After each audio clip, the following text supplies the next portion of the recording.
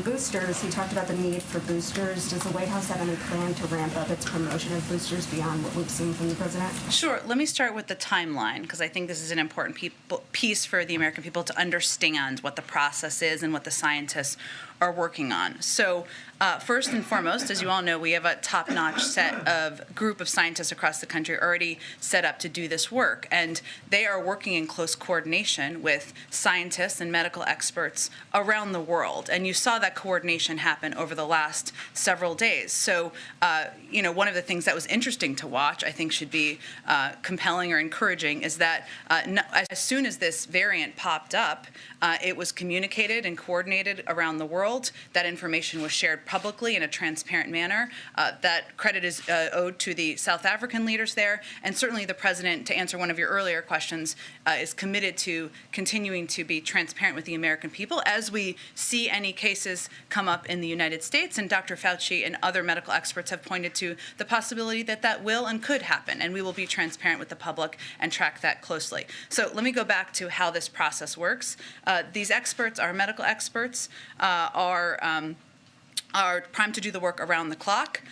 When you want to test a virus, you need to isolate it from a swab and purify it and make sure it is a live virus. And the virus you intended to study, this takes some days. This all takes days.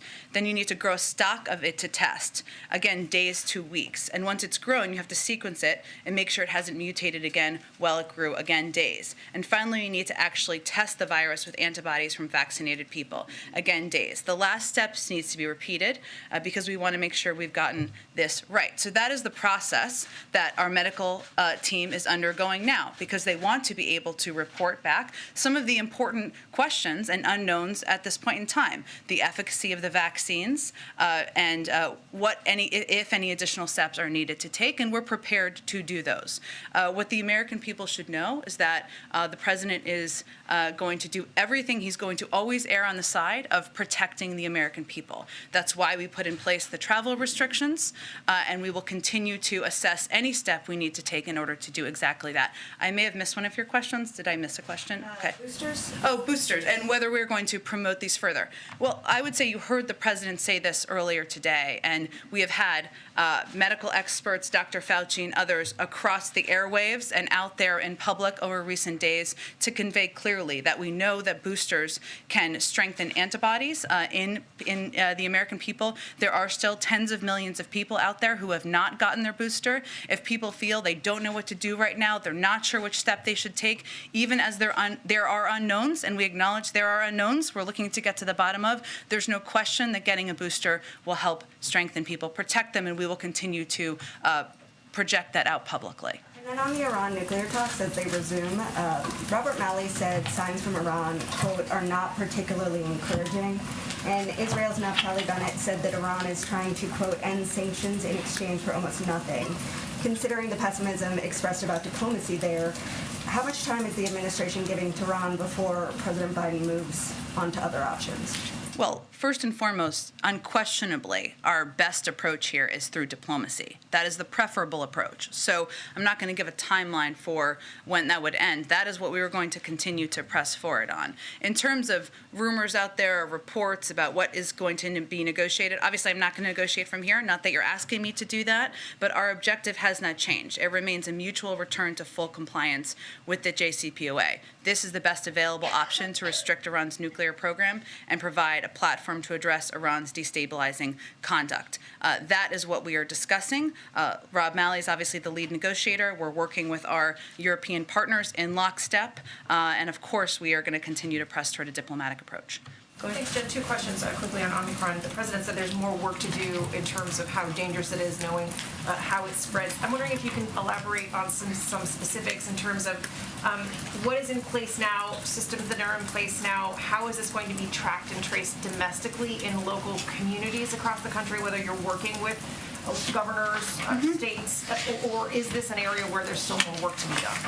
Well, I think what the president was trying to convey is that there are several layers of work right now, right? I just outlined for all of you the work that is being done, the scientific data analysis that is being done.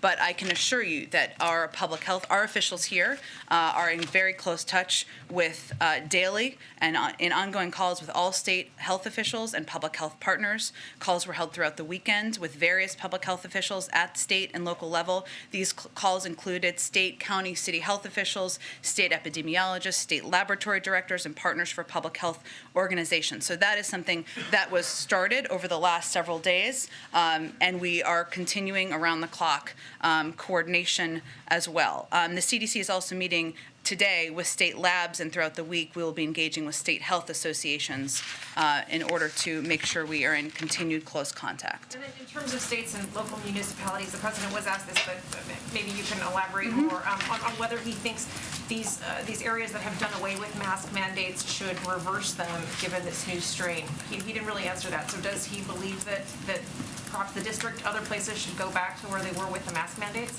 Well, it has not changed. The guidance from the CDC has not changed, right? Which DC is abiding by and other localities are abiding by.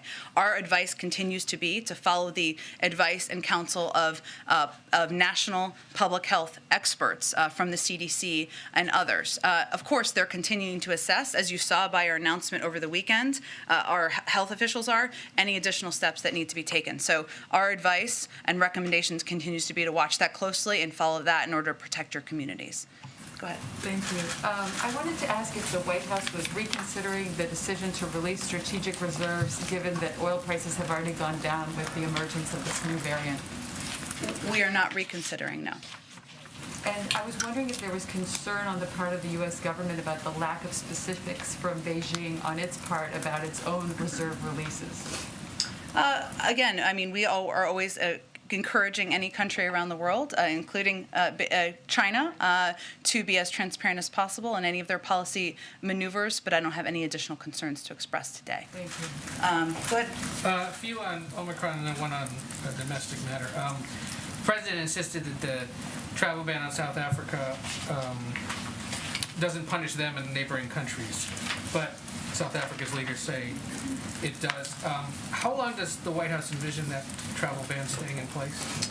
We will continue to assess it. I would say that the objective here is not to punish, it is to protect the American people. As you just heard the president say, this is not going to prevent, it is going to delay. And that delay is going to help us have necessary time to do the research by our health and medical teams to get more people vaccinated and get more people boosted, and he is always going to err on the side of protecting the American people. I would note that the difference between South Africa and European countries is that there are already hundreds, if not thousands, of cases of the new variant in South Africa, and not as many, much a lower number at this point in Europe. But we will continue to assess what steps we need to take to protect the American people. Are you imposing any new testing or tracing on Americans or green card holders who come from those Southern African countries once they get here?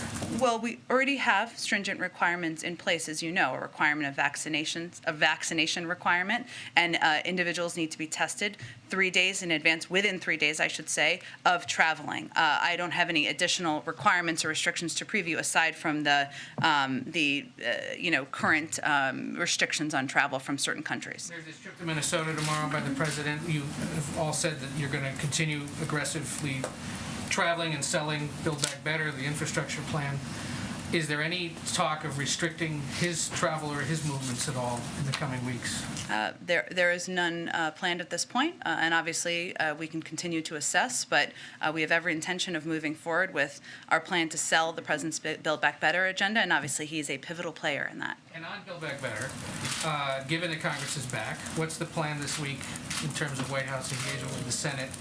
And to Republicans who say that this is something that could contribute to inflation. I think there was one Senate Republican who called him the Mad Hatter for pushing for this at a time when inflation is off the hook. What would you say to that?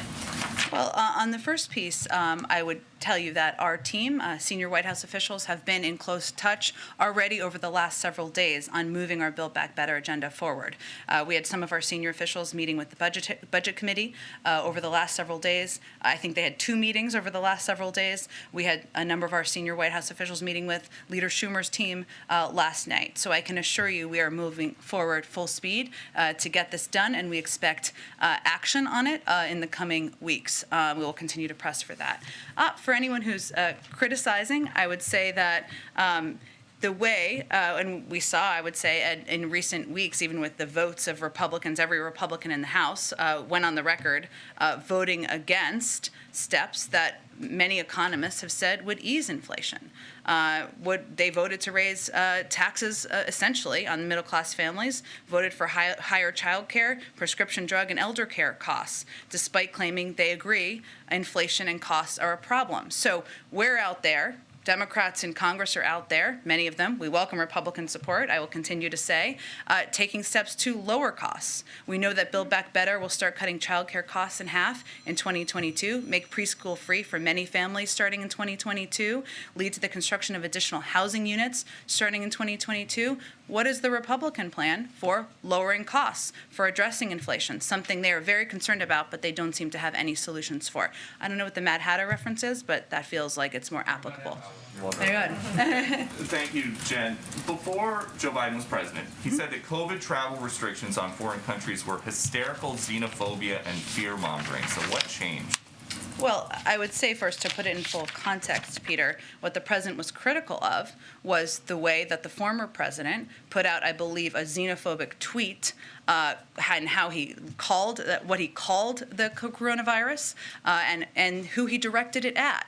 The president has not been critical of travel restrictions. We have put those in place ourselves. We put them in place ourselves in the spring. But no, he does not believe. He believes we should follow the advice of health and medical experts. That's exactly what he did in putting in place these restrictions over the weekend. Okay, we saw the president shopping indoors on Saturday behind glass that says face covering required, but his face was uncovered. Why?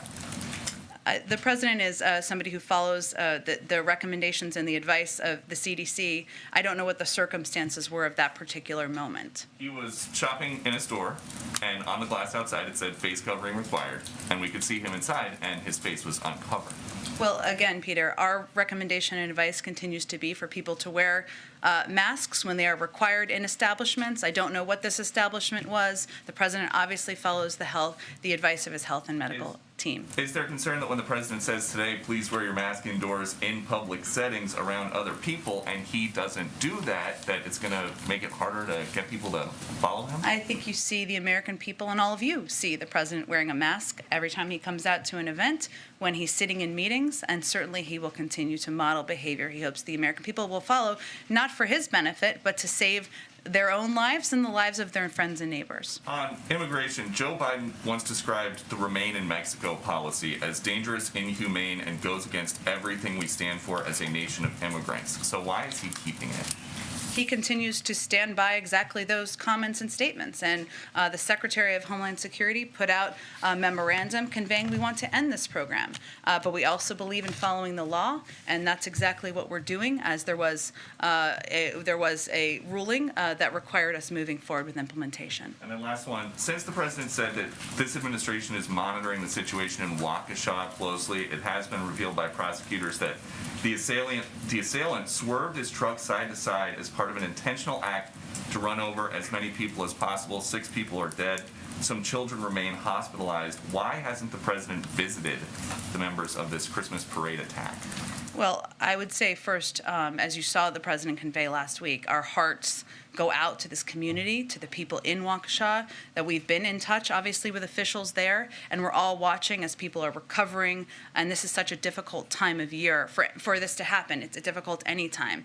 Obviously, any president going to visit a community community. It requires a lot of assets, requires taking their resources, and it's not something that I have a trip previewed at this point in time, but we remain in touch with local officials, and certainly our hearts are with the community as they've gone through such a difficult time. Go ahead. So for the American public that knows that there's been a rise in COVID in their communities that may be related to the Delta variant, it may be part of this winter surge, if people are experiencing symptoms and they get tested, should they have an expectation that their test will be in some way compared to whatever we do know about the Omicron variant? Is there a surveillance capability for that kind of study at this point, where in hospitals, testing settings, does that exist now? Well, so FDA is closely reviewing the performance of existing COVID-19 tests with emergency use authorization against the Omicron variant. Importantly, test manufacturers with FDA emergency use authorization are required to assess their tests as new variants emerge. And that's exactly, Kelly, what they're doing now. On preliminary review, which is what we have at this point in time, our science and medical experts believe high-volume PCR tests, which is what you get in a lot of medical facilities, and antigen tests widely used in the U.S. Show low likelihood of being impacted and continue to work. That is encouraging, but it is something we're continuing to look at. But right now, that's what our early assessment is of our health and medical experts. So in terms of the surveillance ability around the country as cases are positive, what is the president's view of our ability to catch that new variant if the expectation is it will be here? I mean, is there a big run-up before we're actually able to do that? I wouldn't say that. I think it's something that we are in close touch of, as I noted a little bit earlier, with state and local public health officials. We're in constant contact with them, and we will, again, as I noted earlier, be very transparent about when we see, if we see a case here, which Dr. Fauci made clear that, well, these restrictions can certainly slow. We're not conveying that they could prevent. And does this change the tempo of how often the president will be briefed related to COVID? Is that changing his schedule for how often? I think, as he noted earlier, he'll be briefed on a daily basis. Go ahead. The president said that Dr. Fauci told him that he believes that the current vaccines will provide at least some protection from the Omicron variant. Are you able to explain why that is? Why Dr. Fauci would come to that conclusion? You laid out all the steps that have to be taken before we can determine the vaccine's efficacy. How does the president's medical advisor get to that conclusion?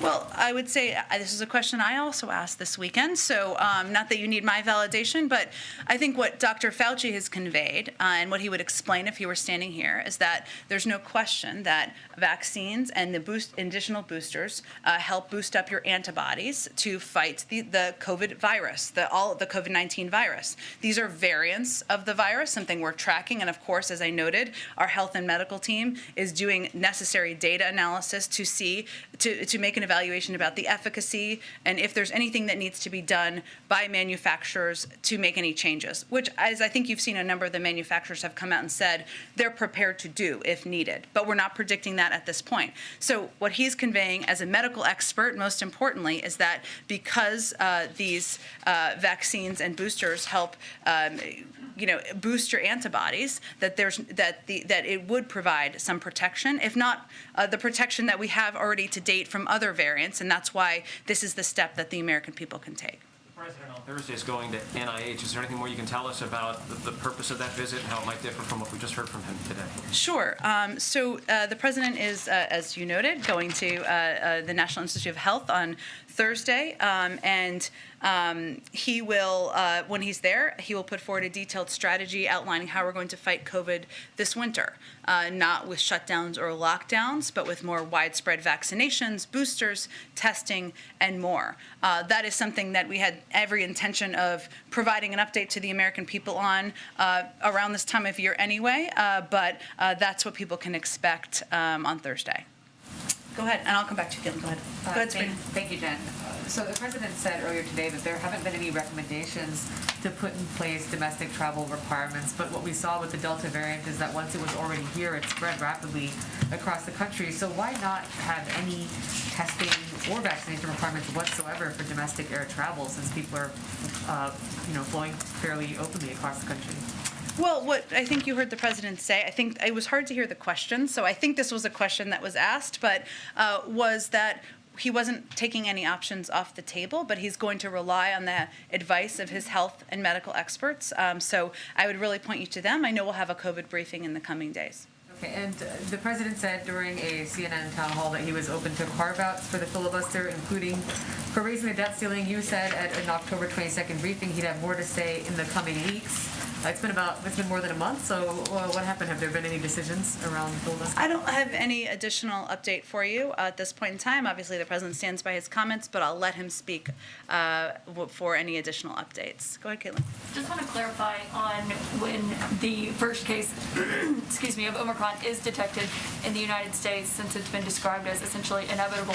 Is the White House going to announce that, or the CDC, or how will that be made publicly available? It's a good question. I think the most important thing is we will make it available from the government. I'm not sure what source it will come from initially. Okay, thank you. Just wanted to get clarity Sure. on that. What lessons did the president learn from the Delta variant that he's applying here? Well, look, I think that there are a lot of lessons we've learned that he's applying throughout. One is to be very transparent with the public and be direct about where there are unknowns, and be clear that there is information we have at this point, and then there's information that we still need more detailed analysis from our health and medical experts.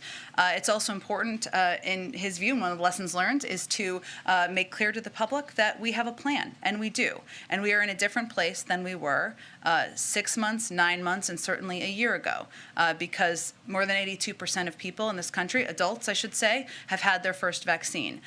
They are widely available. Boosters are widely available. Schools are open, and there are steps that have been taken to put us in a different place to fight any variants. So, there are a lot of, knowledge that has been built upon for the president, but also our medical team, and we're using that to apply that as we communicate and as we work to take steps to fight this new variant. Would it have helped if boosters were made more widely available sooner? That's a difficult thing for me to assess as a non-medical expert, so I would point you to them to ask them that One question. last question. The president said earlier South Africa doesn't need any more vaccines. They are having trouble getting it into people's arms, and the reluctance is there. Has South Africa ever turned down vaccines from the United States? They have not requested additional vaccines. But have they turned down vaccines Yes. that we've offered to them? So we have sent close to 8 million doses to South Africa, 13 million to Southern Africa, over 93 million to Africa, and 275 million to the world. This is not meant to be a criticism. It is meant to give people understanding of what the challenges are in a lot of countries, is that it's not just about having vaccine doses. It is about ensuring there's operational capacity, which is not meant to be a criticism of any leaders in government, but more it's challenging to have public health officials in all communities of any country available. And also there are hesitancy issues in not just the United States, but many parts of the world. So it's about having not just the vaccine doses, but also the apparatus, the capability, and also addressing vaccine hesitancy, which is, as you know, something that we have worked hard to address in this country. Do you know when South Africa had turned down the vaccines from the United States? I don't have any additional details beyond that. I would just note that we are prepared to provide them with additional doses when they're prepared to receive them. Go ahead. Thank you. Thanks, Jen. Just to follow up on Caitlin's question, you outlined some of the problems that countries face in vaccinating their own citizens. Does USAID or any other U.S. government agency plan to help with some of those capacity issues, whether on the operations side or just in the hesitancy side? Is there any effort to go beyond just sharing vaccines, but actually help with getting shots in arms? Yeah, absolutely. And there's a lot that USAID is doing to date, and we will continue to build on that. So USAID has provided over $267 million of COVID-19 supplemental support to Southern African countries to deliver and distribute the vaccines, reduce coronavirus transmission through infection prevention and control, provide key public health information, improve diagnostics and surveillance, train health workers, strengthen case management capacity, deliver emergency food and critical humanitarian supplies and services, and respond to some of the social and economic effects of the pandemic. And that is responsive to the fact that not just now, we've long known that there are challenges beyond having vaccine doses. And if we are going to be the world leader on fighting the pandemic, that it's not just about doses, it's additional capacity as well. included in that 267 million, 12 million to South Africa on vaccinations alone. And in South Africa, USAID's COVID-19 vaccine funding has mobilized and trained healthcare workers, established and equipped vaccination sites, supported vaccine service delivery in rural areas, and supported a national campaign to promote vaccine acceptance. And we will continue to build on that. And it's not just USAID, it's across government, including PEPFAR, including NIH and CDC, as we work to partner with and work with a range of countries to get the pandemic under control. Does the White House have any plans? I know you said that Biden himself, his travel will not be restricted, but in terms of events, the White House is hosting this holiday season, the Christmas party, Hanukkah party. Are there any plans to restrict size or gathering capacity issues with the spread of the new variant? I know that the First Lady's office put out some information this morning, including the theme of the holiday season, and there will be more details on holiday parties, but there are not, as you know, restrictions that have been announced to date by our health and medical experts, so that hasn't impacted or changed our approach. One more on a domestic issue. At a fundraiser late last month, Senator Gillibrand said Democrats are terrible at messaging. It's just a fact. Representative Susan Wild said that one of her constituents firmly believes the extra money in their bank account from the child tax credit is thanks to the former president. Do you agree with Senator Gillibrand's assessment? How do you plan to address some of the challenges the party has faced in selling its agenda?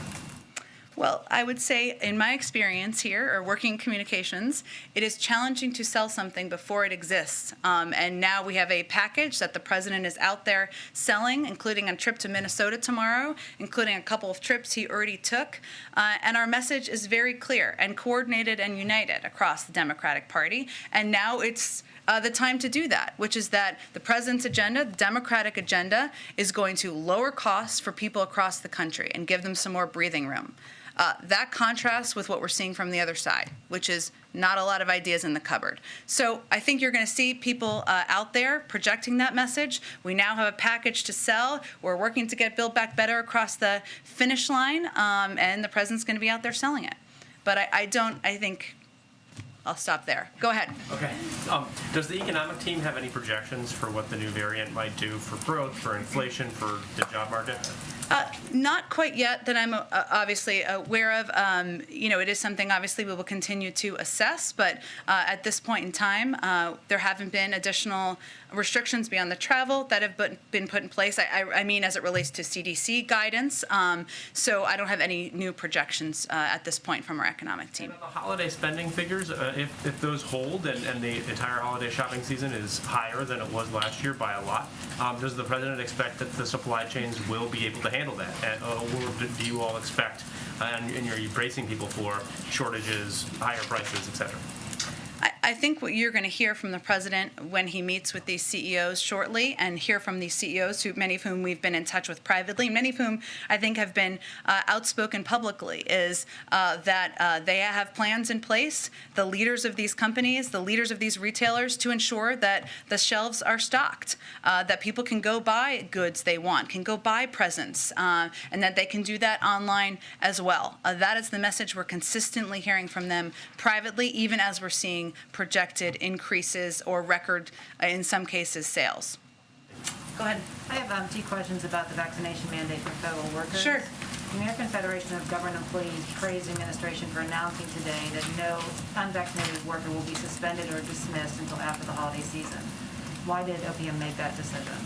That is inaccurate, and that's an inaccurate statement, which I believe they are fixing or providing an update on. Nothing has changed on our deadline or our approach to the federal employee vaccine requirement. The deadline was last week, November 22nd, and we already have 96.5% compliance across a diverse workforce that is the largest in the United States.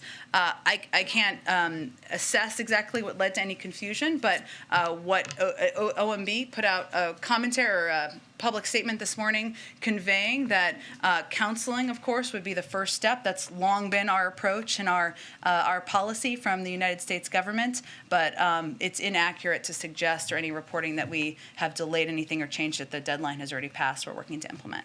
Well, when you released the vaccination and compliance rates last week, you did not include how many workers have requested religious exemptions and how many have received them.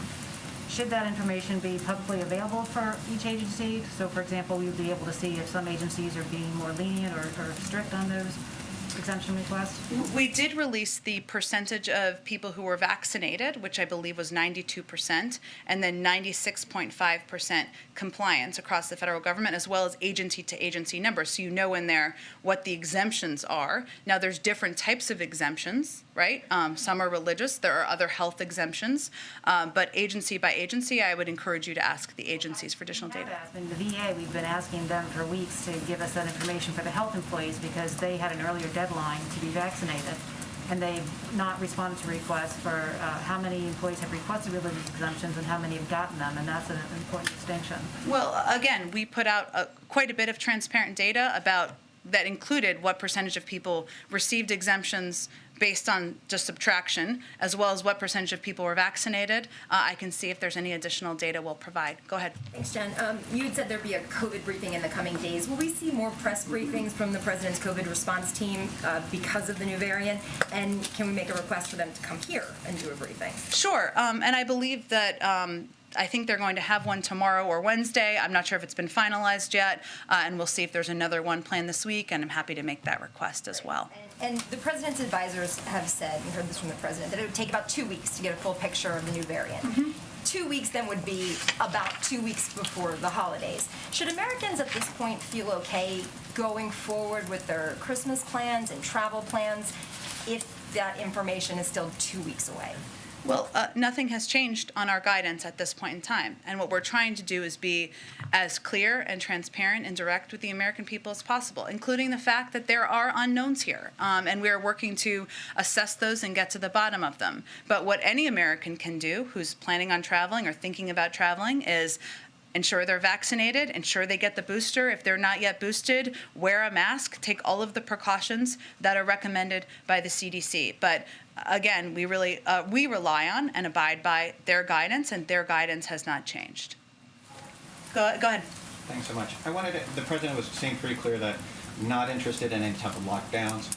But is the White House or is the administration encouraging some of these cities, including Washington, D.C., to rethink decisions to lift the mask mandates that they have? Again, we rely on the guidance and the recommendations by our public health officials, including the CDC. And Washington, D.C. based their recommendations on what the percentage of cases were in Washington, D.C., as have other communities across the country.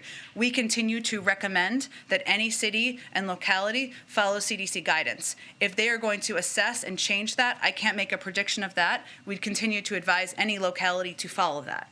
Would the variant be a reason to reassess that?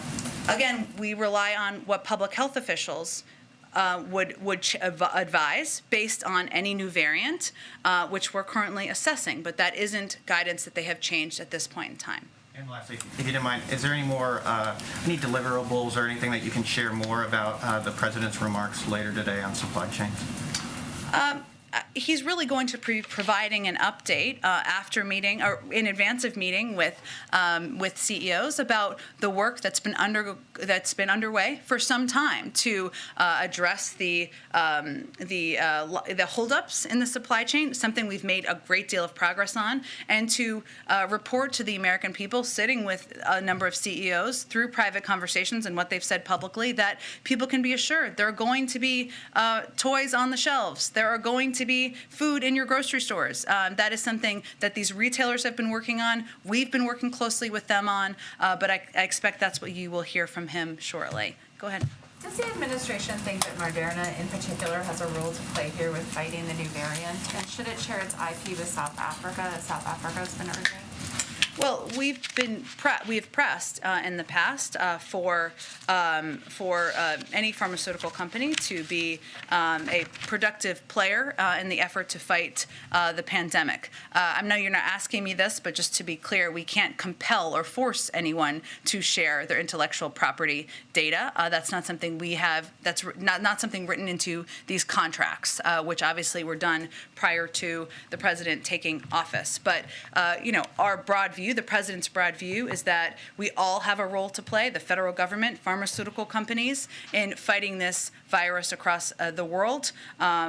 We have not only provided doses, the president supports the IP waiver, something that Ambassador Tai is in the lead on, and we are continuing to provide know-how and support, in a range of ways from the federal government.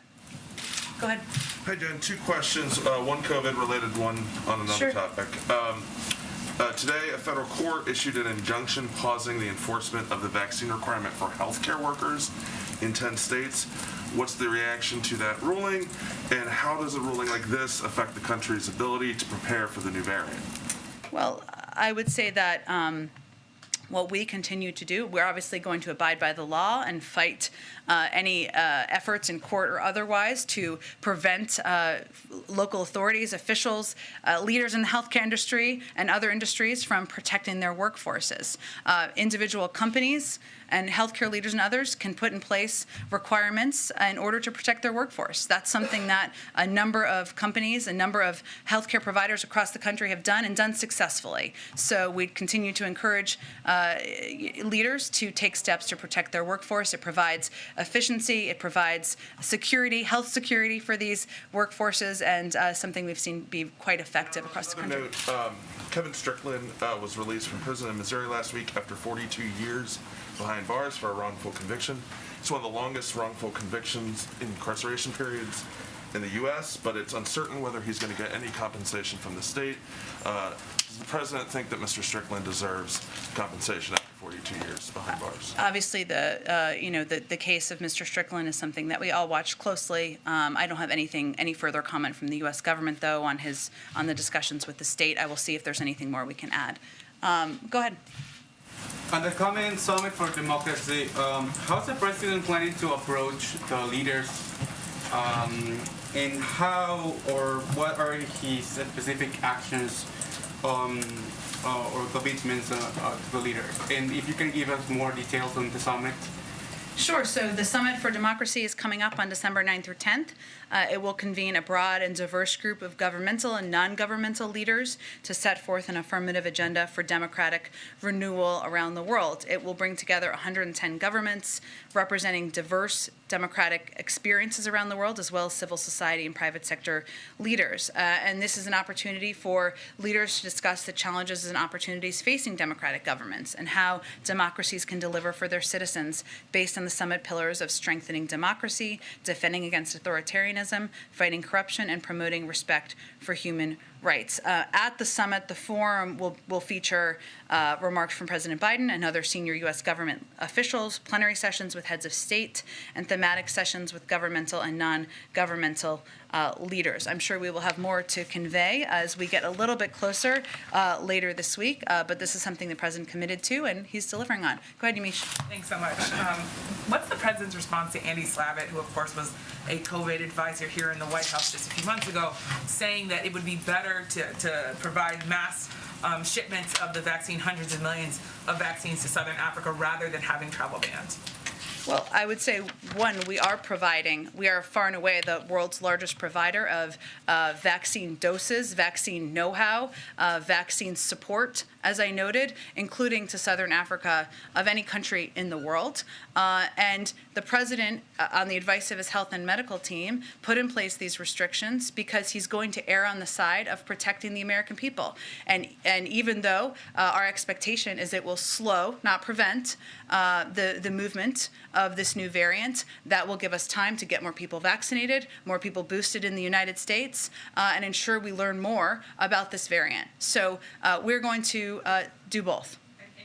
You said just a few moments ago there are hundreds of cases in Africa and only a few or as many, not as many in Europe. Could you talk about the science behind that? Is that what the president's scientists are telling him, that because there are hundreds of thousands of cases in South, I was just reading what you said, but yeah, thousands of cases in Africa and not as many in Europe. That's the science behind why a travel ban needs to be in place? Because I guess I'm just trying to understand why if one person, let's say in Germany or somewhere else, gets on a plane and comes to the United States, isn't that person just as likely to have the variant end up in the United States? Could you just talk a little bit more about the science behind the reasoning there? Sure. Well, I think the larger point, Yamiche, is that it is a much larger spread in South Africa. than it is at this point in Europe and other countries. We will continue to assess if there are additional restrictions that need to be put in place. But again, this is not about punishing anyone. This is about protecting the American people. So when there are thousands of people, or hundreds or thousands of people who have been tracked for a variant in a particular country, and a much larger number than another country, obviously the health and medical advisors assess that it would be helpful in protecting the American people to restrict travel from those countries where there is wider spread. It's the scientists that are saying that. It's fair to say. The president made the travel guidance restrictions in place on the pure basis of recommendation of his health and medical advisors. Question: could you talk a bit about the nuclear talks that reportedly President Biden wants to have with China? There are some reports that he wants to sit down and talk about that. Is there any sort of goal there, an arms deal or anything like that on the president's mind? Nuclear talks with China? I'm not sure. With the president? I'm not sure what you're referencing. Obviously, he just spoke with President Xi recently and had a summit with him. There's follow-up, of course, to that at a high level of our national security team. I can see if there's anything more that would be at his level, but not that I'm aware of. Thanks, everyone.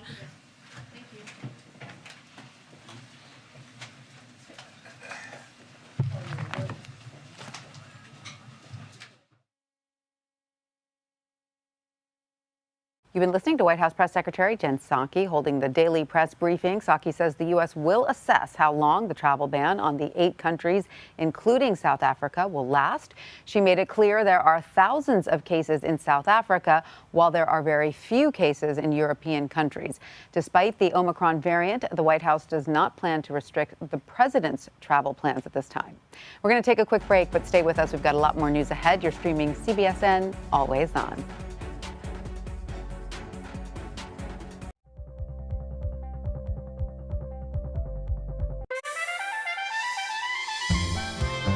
Welcome to CBS Mornings. Up next, stories you'll be talking about today. That's a big deal. People stop me on the street and say, I always learn something new every day when I watch your show. This morning, we're going to begin with some good news.